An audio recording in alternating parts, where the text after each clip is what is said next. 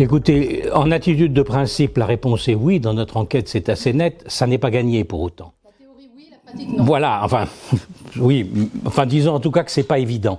D'abord parce que c'est une question dans la tête des Français qui relève très largement de la solidarité nationale et non pas de l'effort personnel que chacun devrait faire. D'où la création de la 5e branche, par exemple. Solidarité nationale, ça signifie que on ne laisse pas les gens de mourir chez eux sans s'occuper un peu de leur situation et sans les aider. La société tout entière en est un peu responsable. C'est ça qui existe dans la tête des gens.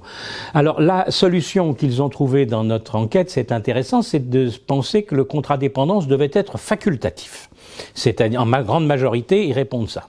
Mais c'est pas si simple, parce qu'un système facultatif, pour qu'il marche bien, ce système, il faut quand même que, d'une part, il y ait suffisamment de gens qui y souscrivent pour qu'ils trouvent un équilibre financier, parce que sinon, vous êtes dans une situation où il n'y a pas assez de cotisations pour faire face aux besoins, et d'autre part, que ce ne soit pas limité aux revenus les plus aisés.